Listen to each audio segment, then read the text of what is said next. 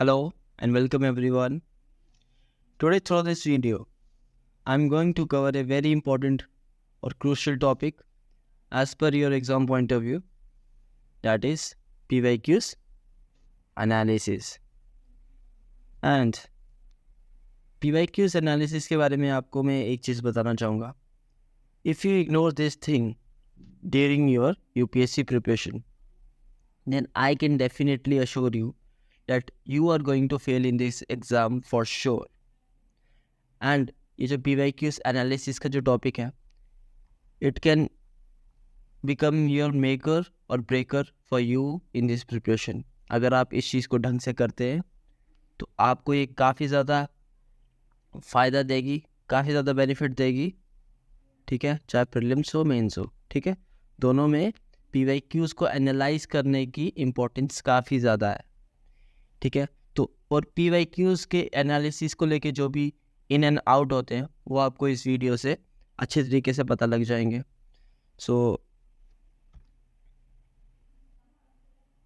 और आपको काफ़ी न्यू चीज़ें पता लगेगी PYQs एनालिसिस के बारे में इस वीडियो में. So watch this video till the end. ठीक है, जिससे आपको प्रीलिम्स फर्स्ट अटेम्प्ट में क्लियर करने में एफर्ट्स जो है वो थोड़े कम लगे. ठीक है, as compared to other aspirants. ठीक है, तो इसमें हम PYQs एनालिसिस की जो भी इन एंड आउट्स हैं और एफिशिएंटली हम यूज़ कर पाए इसको, तो वो चीज़ें देखेंगे कि एफिशिएंटली हम कैसे यूज़ कर सकते हैं जिससे आप फर्स्ट अटेम्प्ट में प्रीलिम्स को आराम से क्लियर कर पाएँ. तो चलिए आगे बढ़ते हैं. Now here we are. तो अब हम देखने वाले हैं कि why there is any need to analyse PYQs for prelims. ठीक है, PYQs को एनालाइज करने की नीड क्या है प्रीलिम्स में. ठीक है, सबसे पहले जो हम देखेंगे कि PYQs एनालाइज, जो सबसे पहले है वो है कि प्रीलिम्स के जो सिलेबस है it's not detailed unlike mains. ठीक है, मेंस में अगर हम देखें तो हमें पूरा डिटेल सिलेबस मिलता है. ठीक है, सब्जेक्ट वाइज GS पेपर में जिस हिसाब से अलग अलग GS पेपर है उनमें जो सिलेबस है वो काफ़ी हद तक डिफाइंड है. ठीक है, बट ये चीज़ हमें प्रीलिम्स में बिल्कुल नहीं मिलती है. प्रीलिम्स में एक सब्जेक्ट के लिए, जैसे अगर ज्योग्राफी देख लो. ठीक है, ज्योग्राफी के लिए बस 1 लाइन लिखी होगी, फिजिकल एंड इंडियन ज्योग्राफी. ठीक है, तो इससे एक बाउंड्री डेवलप नहीं होती है कि हमें एक सब्जेक्ट में कितनी गहराई तक जाना है. ठीक है, कितनी डेप्थ तक जाना है, तो वो चीज़ हमें सिलेबस से नहीं पता लगती है. ठीक है, वो चीज़ हमें पता लगती है कि PYQs एनालाइज करने से कि PYQs में क्वेश्चन कैसे पूछे जाते हैं. ठीक है, तो उससे और UPSC की एक चीज़ काफ़ी अच्छी है, वो ये है कि जैसे पिछले UPSC अपना जो 3-4 साल या 5 साल वाला जो पैटर्न था वही पैटर्न आगे भी फॉलो करता है. ठीक है, ये चीज़ कही जाती है कि जो UPSC के जब पेपर बन रहा होता है, चाहे रिसेंट पेपर्स में जो भी पेपर बन रहे होते हैं, वो क्या करते हैं, पिछले 4 या 5 साल के पेपर पिक करते हैं. ठीक है, उसमें देखते हैं कि क्वेश्चन कैसे फ्रेम किए थे, तो उसी हिसाब से उसी तरीके से जो न्यू प्रोफेसर्स वगैरह जो पेपर डालते हैं तो उनको भी वही चीज़ें दी जाती हैं और वो भी उसी तरीके से पेपर डालते हैं जिस तरीके से 4 या 5 साल पहले पेपर आता था. ठीक है, तो इसमें ये होता है कि PYQs एनालाइज करने का काफ़ी ज़्यादा फ़ायदा होता है.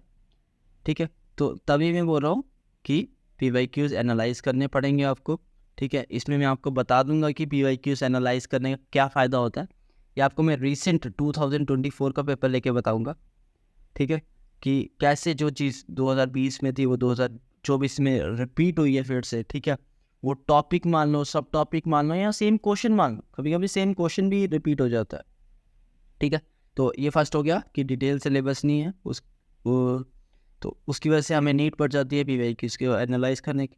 एंड सेकेंड है डिमांड ऑफ द पेपर. ठीक है, PYQs एनालाइज करने के बाद हमें पता लगता है कि पेपर की डिमांड क्या है. ठीक है, पूछना क्या चाहता है और कौन से एरिया से कितने क्वेश्चन पूछता है. ठीक है, सब्जेक्ट वाइज देख लो, पॉलिटी से कितने क्वेश्चन पूछता है, पॉलिटी में क्या डिमांड है उस एग्ज़ाम की. ठीक है, तो PYQs एनालाइज हम इसके लिए भी करते हैं कि ताकि हमें डिमांड ऑफ द पेपर पता लगे. And the third one is important areas और टॉपिक्स. ठीक है, ये भी चीज़ है कि हमें ये चीज़ पता लगे कि कौन से टॉपिक से कितने क्वेश्चन आते हैं, ठीक है, उसके लिए भी हम PYQs को एनालाइज, तो उसीलिए हम PYQs को एनालाइज भी करते हैं, ठीक है। तो ये हो गया इम्पोर्टेंट एरियाज़ की किस एरिया से कितने क्वेश्चन आते हैं। जैसे पॉलिटी में हम पार्लियामेंट वाला टॉपिक लेते, ठीक है, इस बार 4 से 5 क्वेश्चन आए आराम से, 4 से 5 या 6 क्वेश्चन मान लो। 2024 का जो पेपर हुआ है उसमें इतने क्वेश्चन आए, तो ये क्वेश्चन पहली बार नहीं आए हैं इतने, ठीक है। पार्लियामेंट का जो टॉपिक है पॉलिटी में, इसमें हर साल 2 से 3 क्वेश्चन आराम से आ रहा होता है, तो इससे हमें पता लग जाता है कि ये सब टॉपिक इंपॉर्टेंट है। तो अगर हम PYQs एनालाइज करके इस टॉपिक को पढ़ के जाते हैं, ठीक है, और 2024 का पेपर देते हैं, तो हमारे लिए ये पार्ट काफ़ी इजी बन जाता है, ठीक है, बिकॉज हमने इस टॉपिक पे पहले ही अच्छे तरीके से पढ़ा है।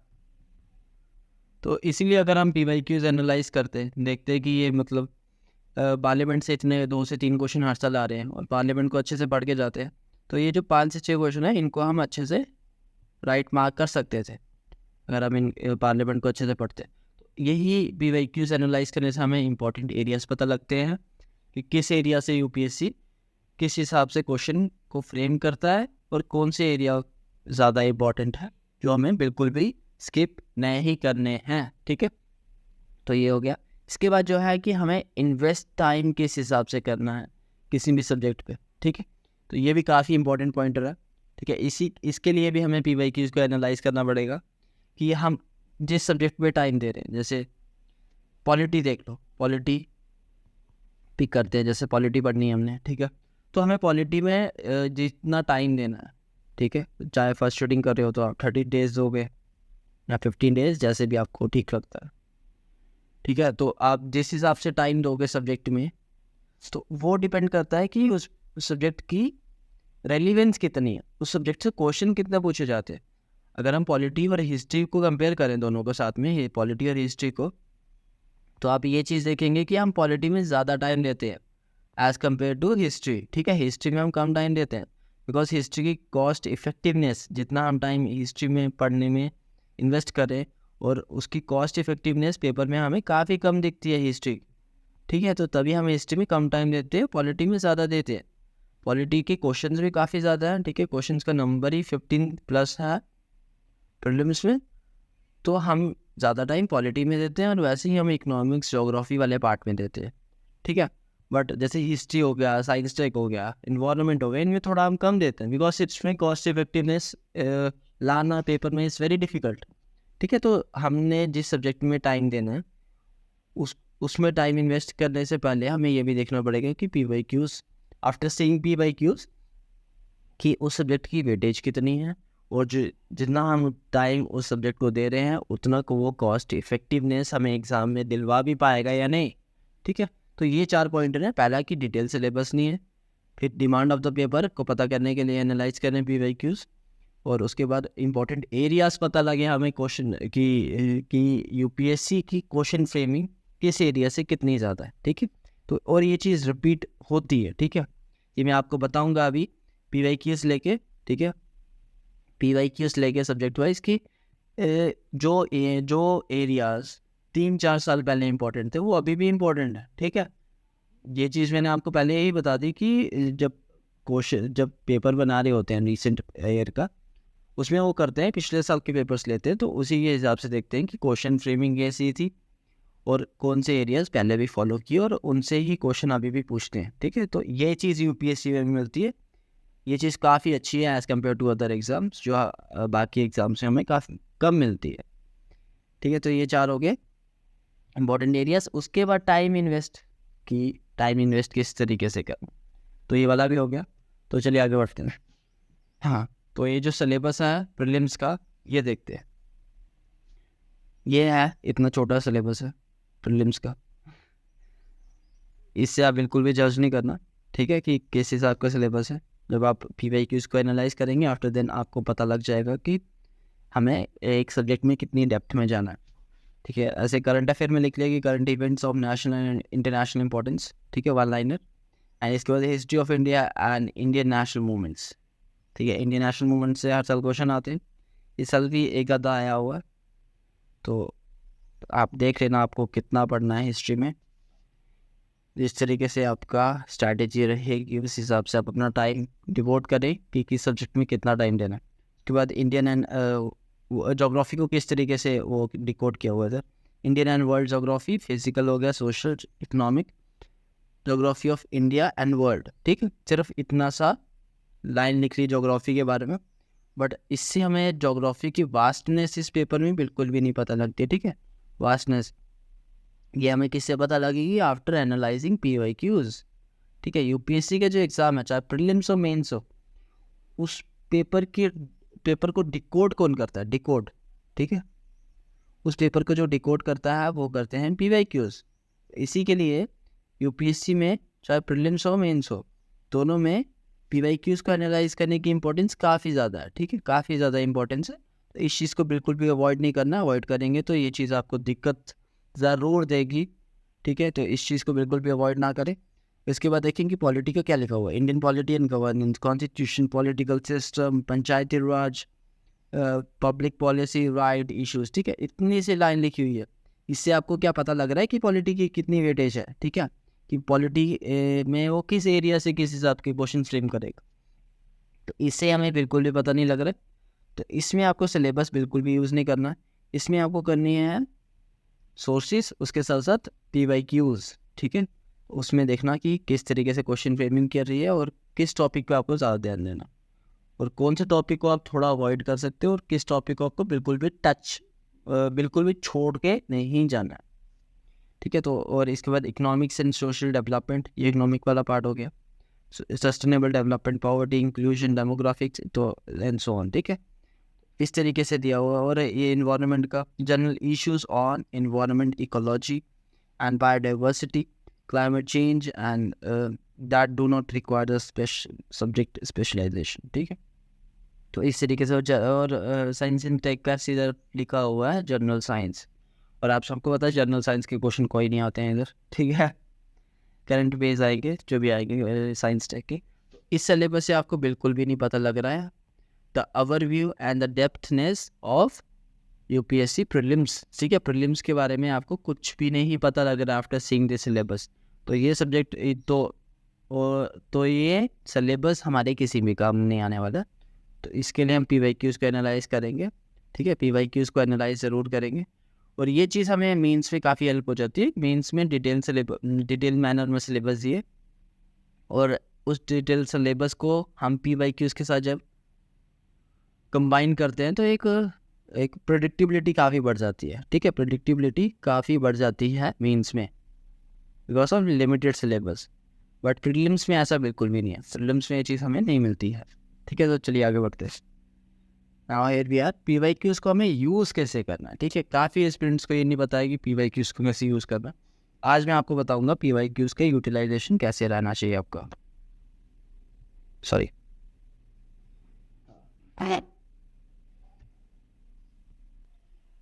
हाँ, तो जो पहली चीज़ है वो है कि सब टॉपिक्स इन ईच सब्जेक्ट, ठीक है। PYQs को हम किसके लिए यूज़ करेंगे कि सब टॉपिक्स हमें पता लगे कि एक सब्जेक्ट में कौन कौन से सब टॉपिक हैं जहाँ से क्वेश्चन की फ्रेमिंग की जाती है, ठीक है। और की जाती है, कर भी रही है, ठीक है। यूपीएससी कर भी रही है और अब आगे की भी जा सकती है। इसके बारे में हमें PYQs को यूज़ करना है। जैसे अगर हम इकोनॉमिक्स का पार्ट देखें, ठीक है। इकोनॉमिक्स में पार्ट देखें तो इकोनॉमिक्स में मॉनेटरी पॉलिसी वाला जो पार्ट है, मॉनेटरी पॉलिसी वाला, उसमें से हर साल क्वेश्चन आते हैं और इस साल भी क्वेश्चन आए हैं एक दो, ठीक है। तो ये टॉपिक जैसे हमारे लिए इम्पोर्टेंट हो गया, ये सब टॉपिक इस इकोनॉमिक्स सब्जेक्ट में इम्पोर्टेंट हो गया। तो ये हमें किससे पता लगा, ये पता लगा आफ्टर एनालाइजिंग PYQs को इस तरीके से यूज़ करना है कि हमें किसी भी सब्जेक्ट के सब टॉपिक्स पता लगे कि किस सब टॉपिक उस सब्जेक्ट में किस सब टॉपिक से क्वेश्चन आते हैं। तो उन सब टॉपिक्स को हमें बिल्कुल भी छोड़ना नहीं है। ये हमारा सब टॉपिक कि PYQ से हमें सब टॉपिक पता लगते हैं। और उसके बाद जो है वो है रेपिटेटिव थीम्स। रेपिटेटिव थीम्स का मतलब है जिस तरीके से क्वेश्चन की फ्रेमिंग पहले की जाती थी, ठीक है। जिन पार्ट से पहले क्वेश्चन पूछे गए उन पार्ट से अभी भी क्वेश्चन पूछे जाते हैं, ठीक है। तो उसको बोलते हैं थीम्स का, थीम की थीम्स की रेपिटेशन होना, ठीक है। जैसे सब टॉपिक को ले लो, जैसे मैंने आपको पार्लियामेंट बताया पॉलिटी का, उसमें 2024 में तो काफ़ी क्वेश्चन आए, ठीक है। 2024 में काफ़ी क्वेश्चन आए, मैं आपको बताऊंगा अभी। 5 to 7 क्वेश्चन इस बार पार्लियामेंट के टॉपिक से आए। ये पहली बार नहीं है कि पार्लियामेंट से इतने ज़्यादा क्वेश्चन आए, इससे पहले भी काफ़ी बार पार्लियामेंट से 2 से 3 क्वेश्चन आए हुए हैं। तो उससे हमें पता लग जाता है कि पार्लियामेंट का जो टॉपिक है वो इम्पोर्टेंट है, ठीक है। तो यही जो थीम्स होती हैं ये रिपीट होती है।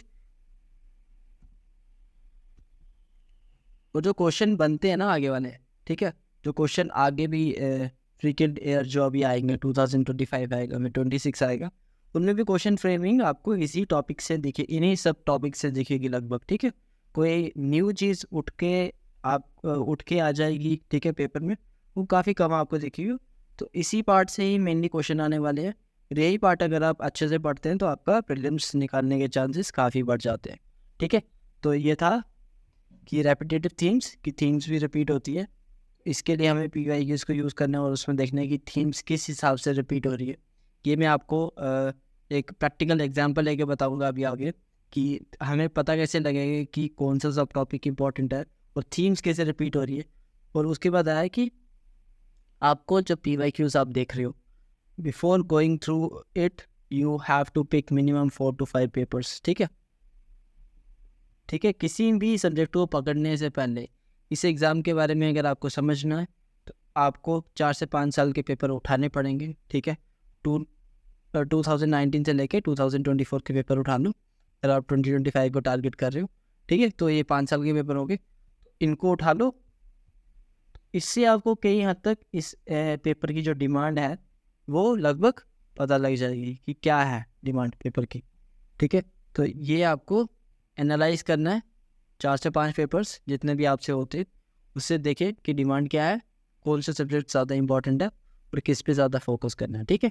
तो फोकस एरिया पता लग जाएगा हमें बाय एनालाइजिंग PYQs और मिनिमम 4 to 5 ईयर्स। अगर इफ़ यू हैव टाइम तो आप 2013 से देखें, क्योंकि 2013 में थोड़ा पैटर्न चेंज हुआ था, तो उसके बाद 13 के बाद से अभी तक देख सकते हैं 2024 तक। तो इससे आपका एक ब्रॉड पिक्चर मिल जाएगी आपको कि आपको गो थ्रू कैसे करना है। और उसके बाद PYQs को यूज़ किस में करेंगे, डेप्थ, कि एक सब्जेक्ट में हमें कितनी डेप्थ में जाना है, ठीक है। और जिस सब्जेक्ट में हम डेप्थ में जा रहे हैं उसमें उतनी डेप्थ पे जाने की ज़रूरत भी है या नहीं। बिकॉज काफ़ी एक्सपीरियंस होते हैं, वो सोचते हैं कि जैसे हम हिस्ट्री पढ़ रहे हैं, हिस्ट्री में वो PhD करने लग जाएंगे, ठीक है। हिस्ट्री की बुक्स पढ़ेंगे, अलग अलग स्टैंडर्ड बुक्स, 2-3 स्टैंडर्ड बुक्स पढ़ लेंगे, बट उनको ये चीज़ नहीं पता है कि उन 2-3 स्टैंडर्ड बुक्स का कॉस्ट टू बेनिफिट रेशो इस पेपर के प्रीलिम्स में बिल्कुल भी नहीं है, ठीक है, बिल्कुल भी नहीं है। तो हमें हम इस पेपर की प्रिपरेशन नॉलेज गेन करने के लिए नहीं कर रहे हैं। We are here to clear this exam. तो और उस एग्ज़ाम को क्लियर करने के लिए जो भी रिक्वायरमेंट है वो हमें सिर्फ वही फुलफिल करनी है। एक्स्ट्रा चीज़ें करना इधर इस प्रिपरेशन के टाइम पे it's a waste of time, ठीक है। तो इस चीज़ की ज़रूरत नहीं है, इस चीज़ को अवॉइड करें। तो देखें कि किस सब्जेक्ट में कितनी डेप्थ की ज़रूरत है और उतना ही जाए, ठीक है। जो आपको सब टॉपिक या सब्जेक्ट दिख गया कि जिसमें डेप्थ रिक्वायर्ड है तो उसमें डेप्थ में ज़रूर जाए, ठीक है। वो आपको PYQs देखने से पता लगेगा, तो ये चीज़ भी आपको PYQ से पता लगेगी।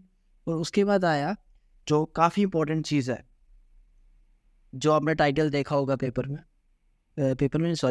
थंबनेल में आपने टाइटल देखा होगा कि जिसमें मैंने बोला कि आपको नियरली 10 to 20 मार्क्स एक्स्ट्रा मिल सकते हैं। ये 10 to 20 मार्क्स एक्स्ट्रा ज़्यादा पढ़ने से नहीं आएंगे, ठीक है, ये आएंगे कॉमन सेंस यूज़ करने से। कॉमन सेंस आपको किस हिसाब से यूज़ करनी है वो मैं आपको बताता हूँ कि देखिए हर साल पेपर होता है, ठीक है, और जो लैंग्वेज होती है हर साल पेपर की, ठीक है, क्वेश्चन फ्रेमिंग की जो लैंग्वेज होती है एग्जामिनर की, वो UPSC में लगभग सेम रहती है, ठीक है। जो चीज़ 4 साल पहले थी वही अभी भी चल रही है, ठीक है, रिसेंट ईयर में भी वही चल रही है।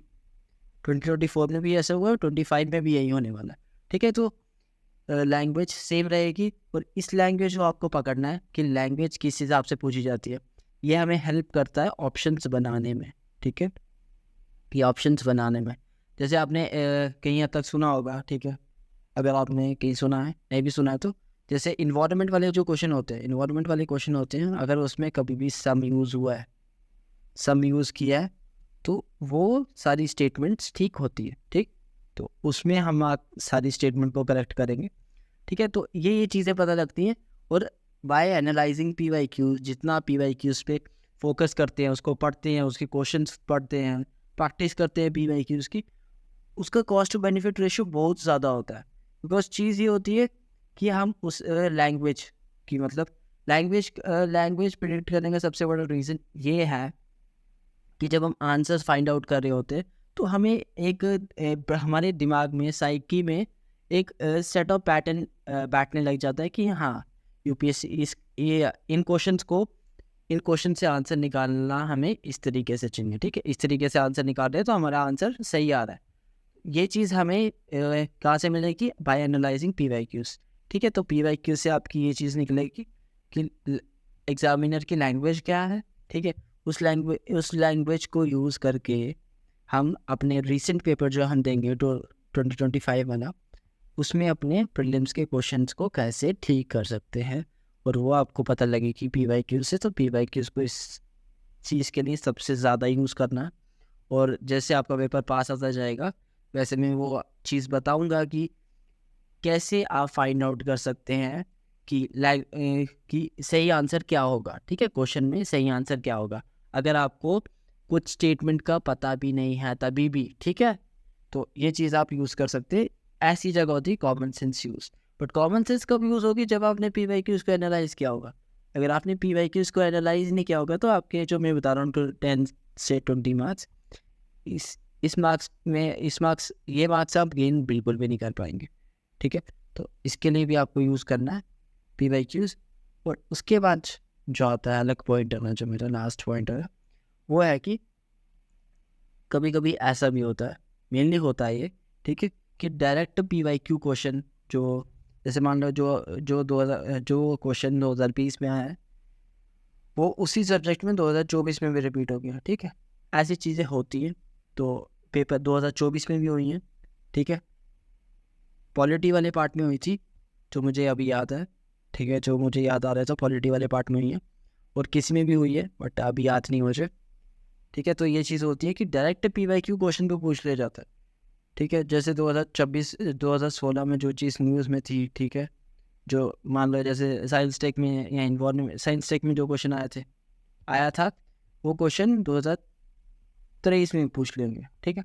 इस हिसाब से PYQ से डायरेक्ट क्वेश्चन भी आते हैं और इनडायरेक्ट क्वेश्चन भी आते हैं। इनडायरेक्ट क्वेश्चन मतलब जैसे ये हिस्ट्री में होता है कि जैसे जो ऑप्शन है, ठीक है, हिस्ट्री और इन्वायरमेंट में होता है। जैसे 4 ऑप्शन होते हैं क्वेश्चन में, 1 2 3 4, ठीक है। तो इसका आंसर 1 है, और अगले उस साल के अगले पेपर में, ठीक है, वो साल हो गया, ठीक है, जिसमें A1 आंसर था। और जो अगला साल होगा या उससे अगला साल होगा, ठीक है, 2-3 साल के बाद ये क्या करते हैं, ये जो ऑप्शन होते हैं इन पे क्वेश्चन बना देंगे, ठीक है। कोई ऑप्शन होगा, 3 ऑप्शन है, तो उस पर क्वेश्चन बना दिया।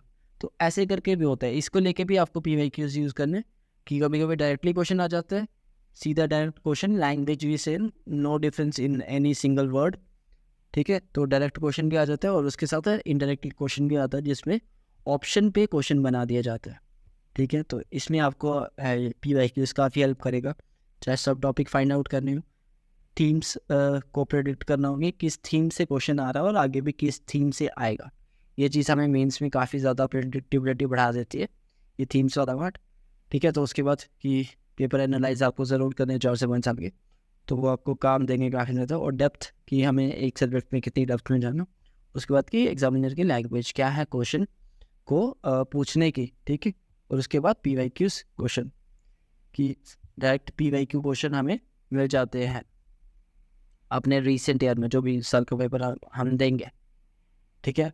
अब मैं आपको बताने वाला हूँ काफ़ी इम्पोर्टेंट प्रैक्टिकल एग्जाम्पल कि आप किस हिसाब से PYQs को यूज़ करेंगे, ठीक है। PYQs को यूटिलाइज किस तरीके से करेंगे। और हम सबसे पहले लेने वाले पेंशन कर सकते हैं, सबसे पहले लेने वाले पॉलिटी, ठीक है। ये जो मैं अभी आपको ये जो क्वेश्चंस हैं, ये 2024 के पेपर के क्वेश्चंस हैं, ठीक है, 2024 के। ठीक है, अब देखते हैं। मैं आपको बताऊंगा कि थीम्स कैसे रिपीट हो रही है। रीसेंट पेपर जो 2024 का हुआ है उसको लेके बताऊंगा कि उस पेपर में कैसे क्वेश्चन आए, और वो क्वेश्चन आप PYQs आफ्टर सीइंग PYQs कैसे प्रिडिक्ट कर सकते थे कि इस तरीके के क्वेश्चन आ सकते हैं, और इस सब टॉपिक से क्वेश्चन तो आने वाले हैं। ठीक है, ये जो क्वेश्चन है 76, ठीक है, ये सेट ए में है, आप देख सकते हैं सेट ए में, तो नंबरिंग आपको मिल जाएगी यही 76, 93, 66 इस हिसाब से। ठीक है, पहला आया, under which of the following article constitution of India has Supreme Court placed right to privacy. ठीक है, राइट टू प्राइवेसी को लेके पूछ रहा है कि राइट टू प्राइवेसी कौन से आर्टिकल में है। ये क्वेश्चन सीधा पहले भी आया होगा, इसका आंसर डी है। ठीक है, और ये फंडामेंटल राइट्स का क्वेश्चन है। ठीक है, फंडामेंटल राइट्स का ये क्वेश्चन है। इसके बाद लोकसभा भी पूछा है, स्पीकर ऑफ लोकसभा, ये पार्लियामेंट का क्वेश्चन। ठीक है, लक्ष्मीकांत से ये आपको ये क्वेश्चन आराम से मिल जाएंगे। और इसके बाद ये आया कॉन्स्टिट्यूशन आर्टिकल 368 के बारे में बोल रहा है, ये भी कई हद तक पार्लियामेंट वाले पार्ट में आता है। ठीक है, क्योंकि पार्लियामेंट की पावर की बात कर रहे हैं, तो ये भी पार्लियामेंट का पार्ट आ गया कि पार्लियामेंट की क्या पावर्स है। और उसके बाद मनी बिल पे पूछा, मनी बिल भी पार्लियामेंट वाले पार्ट में आता है। ठीक है, ये आगे 2024 में ये भी पार्लियामेंट, ये भी पार्लियामेंट, ये भी पार्लियामेंट क्वेश्चन है। ठीक है, और इसके बाद और भी कुछ क्वेश्चन देख लें, ये भी पार्लियामेंट पे क्वेश्चन पूछा, ये है कि बिल को लेके कि जब लोकसभा लैप्स हो जाती है तो ये बिल भी डिसॉल्व हो जाता है, ये भी क्वेश्चन पार्लियामेंट से। और ये आपको सारी इन्फॉर्मेशन लक्ष्मीकांत में आराम से मिल जाएगी। और उसके बाद ये रेट प्रोहिबिशन, ठीक है, रिट्स वाला पार्ट है, ये फंडामेंटल राइट्स में मान लो। ठीक है, fundamental rights article 32 for supreme court, और हाई कोर्ट के लिए 226। ठीक है, ये क्वेश्चन आपको आराम से मिल जाएगा, काफ़ी इजी क्वेश्चन थे ये आपको सेम लैंग्वेज आपको बुक में मिल जाएगी, तो लैंग्वेज को मतलब आंसर निकालने में आपको कोई दिक्कत होगी नहीं इन क्वेश्चंस में। और इसके बाद ये गवर्नर पे क्वेश्चन। ठीक है, गवर्नर और SC/ST को लेके थोड़ा क्वेश्चन आए थे, गवर्नर की पावर को लेके, या आपको स्टेट लेजिस्लेटर में मिल सकता है। तो देखिए आपको कहाँ से क्वेश्चन मिले, पार्लियामेंट से नियरली 3 से 4 क्वेश्चन ये जो मैंने अभी दिखा दिए वो देखिए, ये भी पार्लियामेंट का पार्ट है, प्रोरोगेशन ऑफ बिल को लेके। ठीक है, प्रोरोगेशन ऑफ हाउस को लेके, बिल को लेके नहीं। ठीक है, ये भी पार्लियामेंट का पार्ट, ये भी पार्लियामेंट के क्वेश्चन। ठीक है, ये आए थे 2024 में इस तरीके से क्वेश्चन। अब मैं आपको बताता हूँ कि पहले जो कि इसमें तो इस तरीके से क्वेश्चन आ गए। ठीक है, बट PYQs में किस तरीके से ये थीम हम प्रिडिक्ट कर सकते थे कि पार्लियामेंट से क्वेश्चन आने वाले हैं, फंडामेंटल राइट्स के रिट्स वाले पार्ट से आने वाले हैं, और फंडामेंटल राइट्स आर्टिकल 21 में जैसे राइट टू प्राइवेसी उसमें भी ये चीज़ आ सकती थी। ठीक है, और गवर्नर वाला पार्ट हो गया। ठीक है, तो ये चीज़ मैं आपको बताता हूँ। हाँ, तो ये पॉलिटी के PYQs क्या है 2015 की, इसमें हम थोड़ा आगे चलते हैं। ठीक है,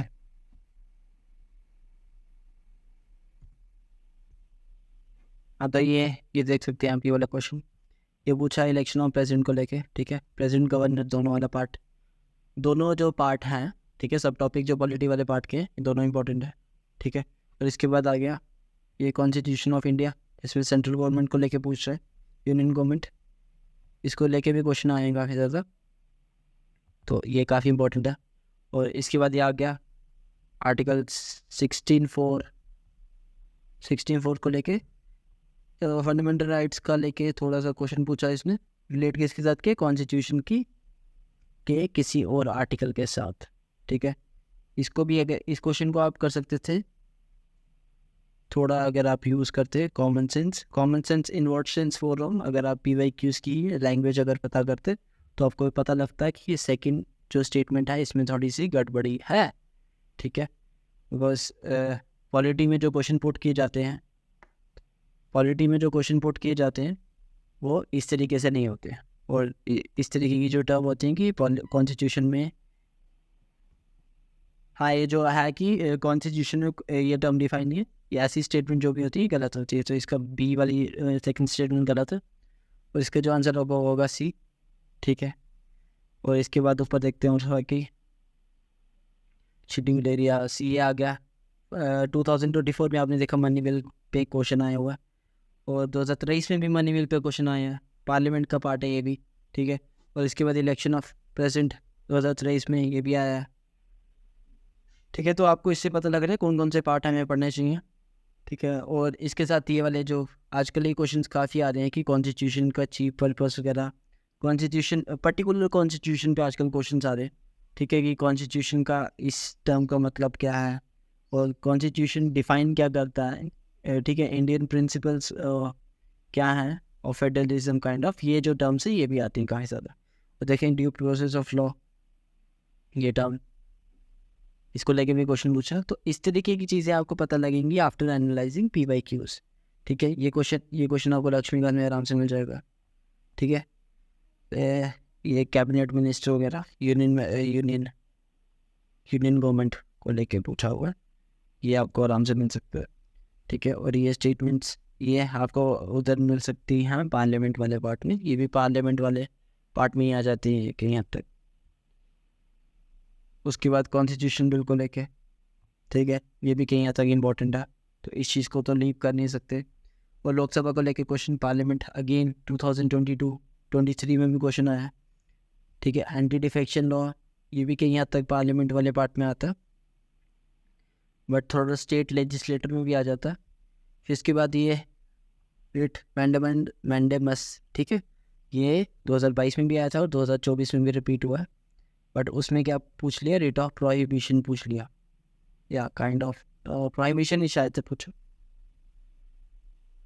ठीक है। और इसके बाद डिप्यूटी स्पीकर ऑफ लोकसभा, ये 2022 में पूछा, ठीक है। आप पार्लियामेंट के देख रहे हैं कि पार्लियामेंट की काफ़ी चीज़ें रिपीट हो रही हैं, ठीक है। तो आपको पता लग गया कि 2024 में भी आए इस पे क्वेश्चन, 23 में भी आए, 22 में भी आए, और 21 में भी इस तरीके से आए हुए हैं पार्लियामेंट पे क्वेश्चन।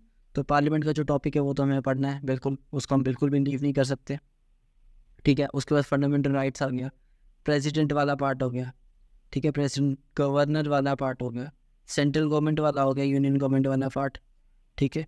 उसके बाद जुडिशरी वाला जो पार्ट आ गया, वो उसको हम लीव नहीं कर सकते, जुडिशरी पे भी क्वेश्चन आया, अटॉर्नी जनरल वगैरह नीचे क्वेश्चन आया हुआ उस पर भी, ठीक है। तो इस तरीके से आप अपनी थीम्स को फाइंड आउट करेंगे, ठीक है। और इस पे DPSP is also very important, ठीक है, कि under the Indian constitution concentration of wealth violets DPSP में, ठीक है।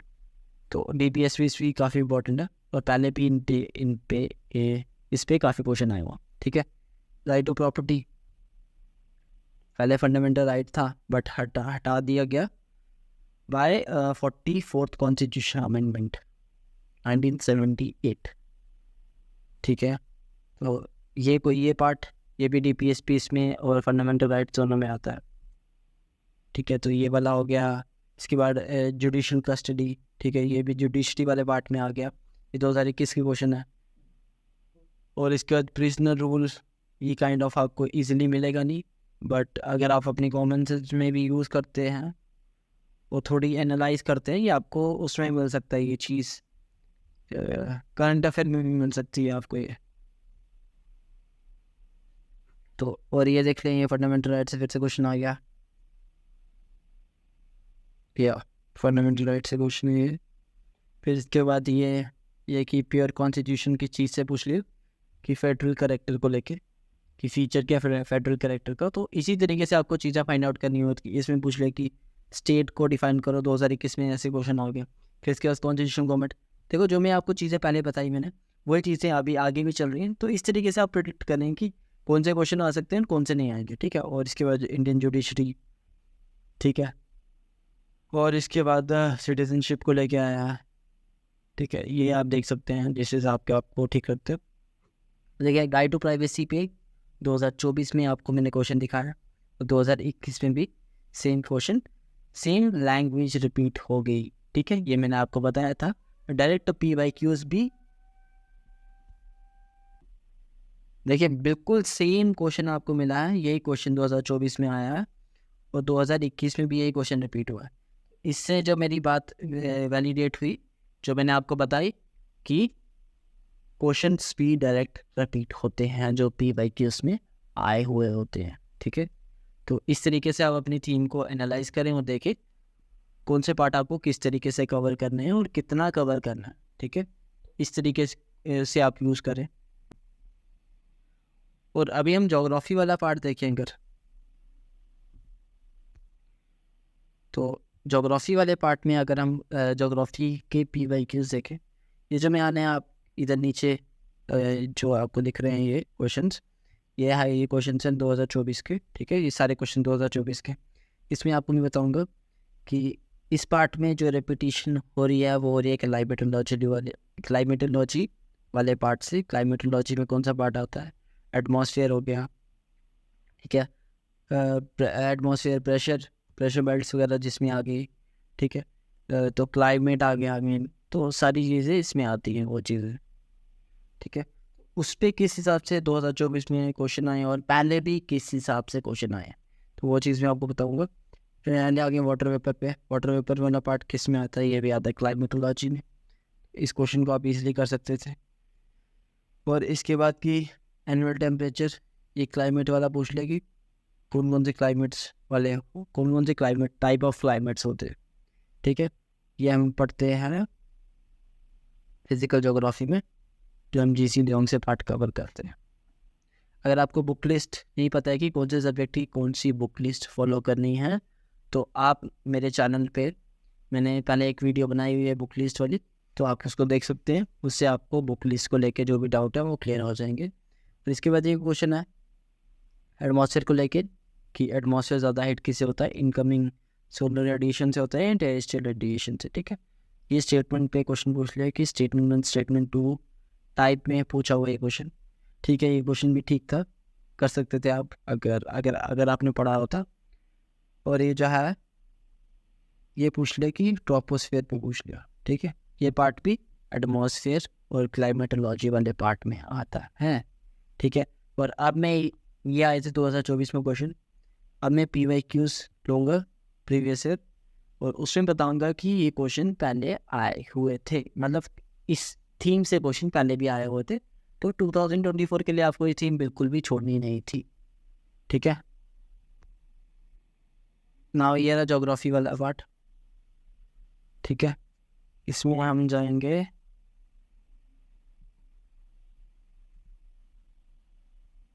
चलो या कैरियर,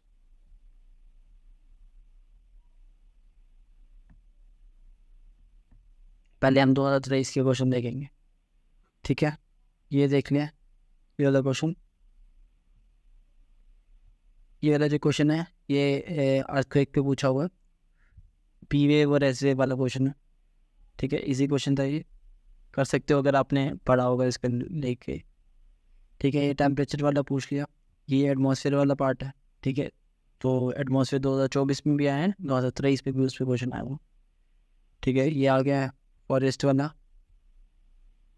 अब टाइप ऑफ फॉरेस्ट वाला, तो उसमें ये क्वेश्चन आ जाते हैं।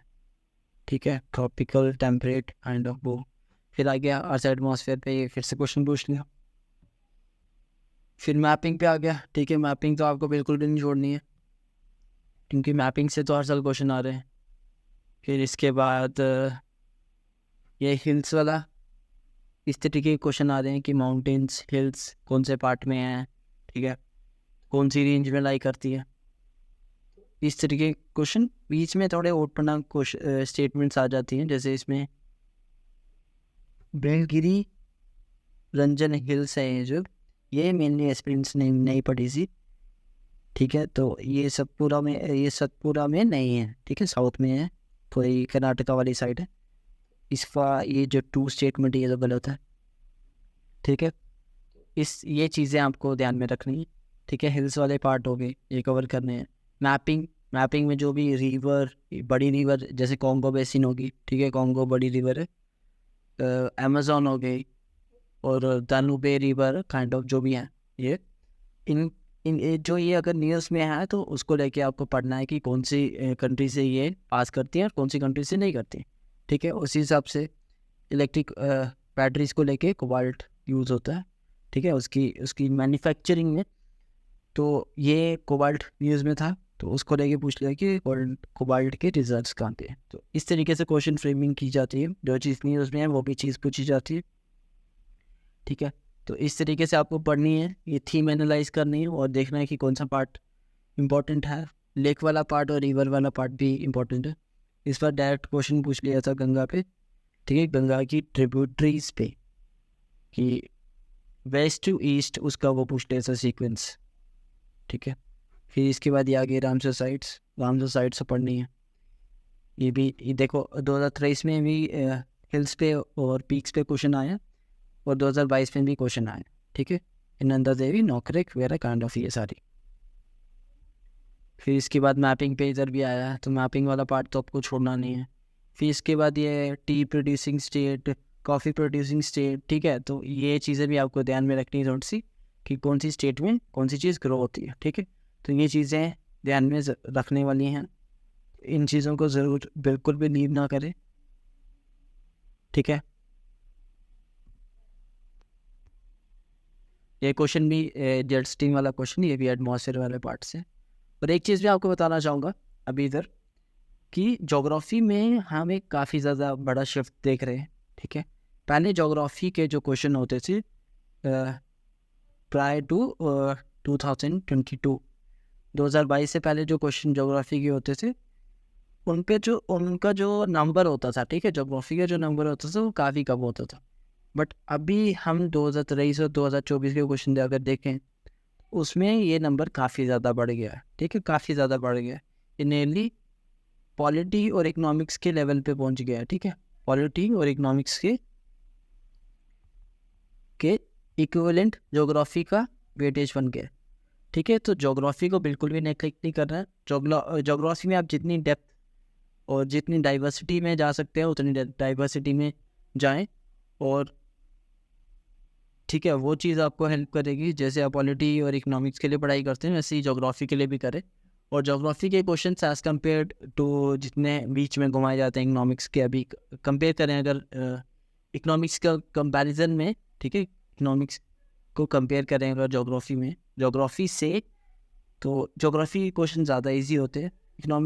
इकोनॉमिक्स के क्वेश्चन आजकल थोड़े घुमाए जाते हैं, ठीक है। तो उसकी वजह से उसका डिफ़िकल्टी लेवल थोड़ा सा बढ़ जाता है, ठीक है। तो 2023-2024 में ज्योग्राफी के क्वेश्चंस काफ़ी ज़्यादा दिखे, तो ये चीज़ हम आगे भी एक्सपेक्ट करेंगे कि 2025 में भी यही होने वाला है, कि ज्योग्राफी का पार्ट हमें काफ़ी ज़्यादा दिखेगा। तो ज्योग्राफी के जो मैंने टॉपिक बोले, क्लाइमेटोलॉजी हो गए, ठीक है, इंडियन ज्योग्राफी के रेंजेस हो गई, ठीक है, हिल्स हो गई, पीक्स हो गई, ठीक है, रामसर साइट्स हो गई, लेक्स हो गई, एंड उसके साथ साथ रिवर्स हो गई। ये चीज़ें बिल्कुल भी नहीं छोड़नी है, इन चीज़ों पे ध्यान दें, ठीक है। ये चीज़ आपको PYQ से पता लगती है, और मैंने आपको PYQs लेके बताए कि ये चीज़ किस तरीके से आप कवर कर सकते हैं, ठीक है। तो जिस तरीके से ज्योग्राफी वाले पार्ट में हुआ, इकोनॉमिक्स वाले पार्ट में भी आपको वैसे ही करना है, ठीक है। इकोनॉमिक्स और रिमेनिंग जो भी सब्जेक्ट्स हैं उनमें भी आपको ऐसे ही करना है, ठीक है। इसी तरीके से काम करना है, इसी तरीके से देखनी है कि चीज़ें किस तरीके, ठीक है। इकोनॉमिक्स का हम कुछ पार्ट देखें। इकोनॉमिक्स में कुछ पार्शियल पार्ट्स में आपको बता दूँ, पार्शली ऊपर से बता दूँ। मॉनेटरी पॉलिसी वाला पार्ट बिल्कुल भी नेग्लेक्ट ना करें, इस पे 3 से 4 क्वेश्चन हर साल आ रहे हैं, ठीक है, चाहे डायरेक्टली आ जाए या चाहे इनडायरेक्टली आ रहे हैं। एक आगे मॉनेटरी पॉलिसी वाला पार्ट, इसके बाद इन्फ्लेशन, अनएम्प्लॉयमेंट और एम्प्लॉयमेंट वाला पार्ट हो गया। उसके साथ इंस्ट्रूमेंट फाइनेंशियल इंस्ट्रूमेंट्स हो गए, ठीक है, फाइनेंशियल इंस्ट्रूमेंट्स, इसको लेके भी काफ़ी ज़्यादा क्वेश्चन आ रहे हैं। जो चीज़ें करंट में चल रही हैं इन टॉपिक्स के रिलेटेड, उस पर क्वेश्चन पूछे ही जा रहे हैं। और इस साल का भी अगर आप पेपर देखेंगे, आपको यही चीज़ें रिपीट होती हुई दिखेंगी। तो इसी तरीके से आपको अपने PYQs को यूज़ करना है for finding out important topics. और इन इम्पॉर्टेंट टॉपिक्स को तो बिल्कुल भी छोड़ना नहीं है, ठीक है, इनको तो बिल्कुल भी नहीं छोड़ सकते। और इन्हीं चीज़ों को पढ़ के आप अपना बेस स्ट्रॉन्ग करेंगे, ठीक है, बेस को स्ट्रॉन्ग करेंगे, और बेस स्ट्रॉन्ग होगा तो आपके चांसेस पेपर को क्लियर करने के ज़्यादा हो जाएंगे। और अगर आप PYQs को एनालाइज करते हैं तो आपको एक ब्रॉड पिक्चर मिल जाएगी कि मेरे को पढ़ना क्या है। और एक एस्पिरेंट को सबसे ज़्यादा प्रॉब्लम इसी जगह होती है कि पढ़नी कौन सी चीज़ है और छोड़नी कौन सी चीज़ है, ठीक है। यही चॉइस अगर आप वाइसली करते हैं इस एग्ज़ाम में, तो आपके जो चांसेस होते हैं, ठीक है, चांसेस काफ़ी ज़्यादा बढ़ जाते हैं, ठीक है, प्रीलिम्स या मेंस क्लियर करने के, ठीक है। तो इस तरीके से आपको चीज़ें यूज़ करनी है। और आई नो कि ये थोड़ी वीडियो लॉन्ग जा रही है, तो आई एम वेरी सॉरी। मैंने ट्राई किया कि थोड़ी शॉर्ट रहे, बट स्टिल थोड़ी सी ऊपर चली गई है, तो उसके लिए माफ़ी चाहता हूँ, ठीक है।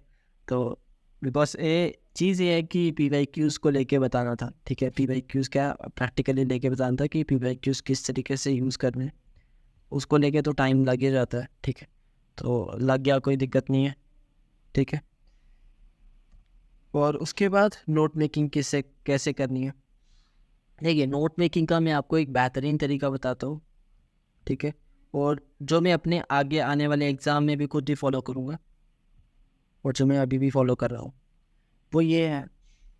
प्रीलिम्स के लिए एक बेस्ट चीज़ ये है, जैसे आप प्रीलिम्स की स्टैंडर्ड बुक से पढ़ते हैं, ठीक है, प्रीलिम्स के लेके स्टैंडर्ड बुक्स या कोई भी नोट्स, कोचिंग के नोट्स हो गए और व्हाटएवर आप पढ़ते हैं, तो उसमें क्या करें, और उन नोट्स को पढ़ने के बाद अपना जो भी बेस है उसको पढ़ने के बाद टेस्ट लगाएं, ठीक है। टेस्ट में आपको जो भी मिस्टेक्स दिखती हैं उस टॉपिक या सब टॉपिक में, ठीक है, 2 से 3 टेस्ट लगाएं और देखें कि आप कौन कौन से पार्ट में मिस्टेक कर रहे हैं उस सब्जेक्ट में। जिस पार्ट में मिस्टेक कर रहे हैं उस पार्ट के नोट्स या तो आफ्टर गिविंग 2 to 3 टेस्ट आप ये चीज़ करें कि आपने जो भी मिस्टेक्स किए उस चीज़ के शॉर्ट नोट्स बनाएं, ठीक है, उस चीज़ के शॉर्ट नोट्स ज़रूर बनाएं। बिकॉज शॉर्ट नोट्स बनाने का सबसे बड़ा रीज़न क्या है, जो चीज़ हम बोल रहे हैं और गलती कर रहे हैं उसको हम एंड पेपर में नहीं करें, ठीक है, उसको एंड पेपर में दोहराएं नहीं। अगर हम उन चीज़ों को फिर से अपने प्रीलिम्स में, रियल प्रीलिम्स में उनको फिर से गलत करते हैं, ठीक है, उन चीज़ों को फिर से गलत करते हैं, तो हमारे चांसेस फिर से बिल्कुल भी नहीं होंगे प्रीलिम्स क्लियर करने के। तो इन्हीं चीज़ों को ठीक करना, इन चीज़ों को ठीक करने के लिए जो भी आप मिस्टेक्स कर रहे हैं, हम बार बार मिस्टेक कर रहे हैं, जैसे एक सब टॉपिक है, जैसे ठीक है, कोई भी सब टॉपिक हो गया, जैसे कोई एग्जांपल ले लो, जैसे मॉनेटरी पॉलिसी वाला पार्ट है इकोनॉमिक्स में, उसमें मैं बार बार मिस्टेक कर रहा हूँ, तो मैं क्या करूँगा, मॉनेटरी पॉलिसी अपने शॉर्ट नोट्स में जो भी जिस भी पार्ट से मॉनेटरी पॉलिसी में मिस्टेक कर रहा हूँ उस पार्ट को ज़रूर लिखूँगा, ठीक है, इजी तरीके से लिखूँगा, इस तरीके से लिखूँगा कि मेरे को समझ आए और मैं उसको बार बार रिवाइज करूँ, जिससे वो जो पार्ट है जिसमें मिस्टेक कर रहा हूँ वो पार्ट इम्प्रूव हो जाए after reading lot of time, ठीक है, वो चीज़ ठीक हो जाती है अगर आप उनको शॉर्ट नोट्स में डालेंगे। और उन चीज़ों को ज़्यादा डालना है जो आप भूलोगे, जो चीज़ें आप नहीं बोलोगे उनको ऐड करने की ज़्यादा ज़रूरत नहीं है, ठीक है।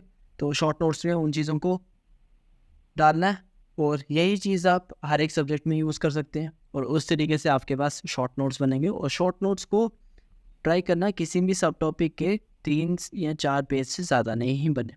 शॉर्ट नोट्स बनाने हैं, शॉर्ट नोट्स किसी भी सब्जेक्ट के आपके 20 या 30 पेज से ज़्यादा नहीं होने चाहिए। 30 पे ज़्यादा बोल रहा हूँ, जैसे पॉलिटी, जोग्राफी, पॉलिटी और इकोनॉमिक्स का थोड़े बड़े पार्ट है, उसके लिए 20 या 30 पार्ट बोल रहा हूँ मैं, 20 या 30 पेजेस बोल रहा हूँ, बट बाकियों के आपके 15 पेजेस के अंदर ट्राई करना कि हो जाए शॉर्ट नोट्स एंड के लिए। वो शॉर्ट नोट्स काफ़ी हेल्प करते हैं जो कि इससे ये होता है कि कम टाइम में हम ज़्यादा चीज़ें कवर कर पाते हैं और वो चीज़ें जो ज़्यादा वनरेबल हैं, वनरेबल मतलब जिस पार्ट्स में मिस्टेक ज़्यादा हो सकती, तो वो हमें एक क्रिस्प फॉर्म में हमारे शॉर्ट नोट्स में मिल जाता है। और एंड के टाइम पे वो चीज़ें अगर हम पढ़ते हैं तो ज़्यादा प्रोबेबिलिटी है कि हम उन पार्ट्स में मिस्टेक फिर से नहीं करेंगे, ठीक है। और उन चीज़ों को अगर हमने अवॉइड कर लिया और अचीव कर लिया तो प्रीलिम्स हमारे हाथ में ही है, ठीक है, प्रीलिम्स फिर हम क्लियर बिल्कुल करने वाले, ठीक है। तो इस तरीके से नोट मेकिंग करनी है। इस तरीके से आप नोट मेकिंग कर रहे हैं तो आपको रिजल्ट्स ज़रूर मिलेंगे, ठीक है। एंड लास्ट में यही कहूँगा, if you are new on this channel then you can like, share and subscribe it, और and thank you for watching this video till the end.